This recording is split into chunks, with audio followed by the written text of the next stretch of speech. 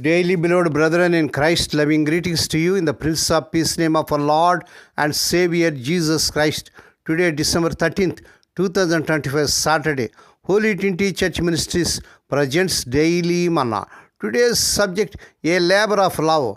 A labor of love. Now let us open our Bibles and read a verse from Colossians 3rd chapter 23rd verse. Whatever you do, work at it with all your heart, as working for the Lord. May God add His blessings to the reading of His precious word. Dear children of God, sins of God, according to Colossians 3rd chapter 23rd, the verse that all work, whether a job or daily task, should be done with genuine, wholehearted effort, not just for human approval, but as if serving Lord Jesus Christ Himself. Praise God. This perspective transforms work into a form of worship, implying that diligence, honesty, and integrity are essential because the ultimate reward comes from God, not human masters. Dr. Rebecca Lee Crumpler was the first African American woman to earn a medical degree. Yet during her lifetime, 1831 to 95, she recalls being ignored, slighted, and rendered insignificant. However, she remained devoted to healing and fulfilling her purpose.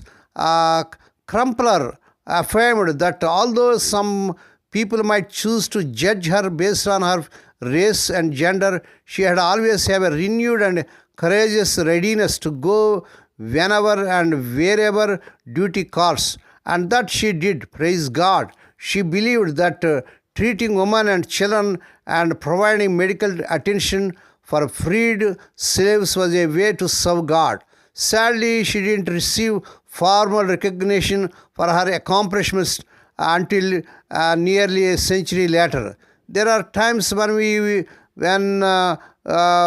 be overlooked, devalued, or unappreciated by those around us. Biblical wisdom reminds us, however, that when God has called us to a task, we shouldn't focus on gaining worldly approval and recognition, but should instead work at it with all our heart, as working for the Lord, according to Colossians 3rd chapter 23rd verse. When we focus on serving God, we are able to accomplish even the most difficult tasks with fervor and gladness in His power and leading. We can then become less concerned with receiving earthly recognition and become more eager to receive the reward only He can provide. Praise God. When have you felt the good you did went overlooked? How can you practice keeping God at the far front of your activities, dear child of God? May God bless these few words. Now let us pray. Dear Heavenly Father, Holy Father, we thank Thee and praise Thee for this peaceful morning that was given to us to come to Thee and to meditate upon Thy word. Bless those who are listening daily and regularly. Bless those who are sharing Thy word to their friends and beloved ones. Heavenly Father, thank You for calling us to do good things for You. Help us to focus on what You have called us to do. Lord, we pray for those who are celebrating their wedding anniversaries and birthdays today. Lord, bless them and crown the Lord with the air of mercy, grace, and gladness.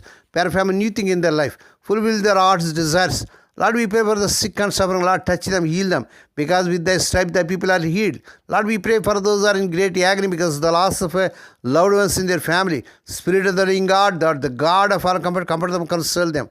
We ask the Lord that this week the unemployed youth may be given employment beyond their eligibility. Lord, we pray let the unmarried youngsters get married in this month they desire in Lord Jesus' powerful name. Lord, we pray for the children as they are going out and coming in throughout this day. Deliver them from all dangers and actions. Give them safe journeys. We commit all these things into the mighty hands. We ask Thee and give Thee thanks in the Prince of Peace name of our Lord and Savior Jesus Christ. Amen. May the grace of our Lord Jesus Christ and the love of God and the fellowship of the Holy Spirit be with us all now and evermore. Amen.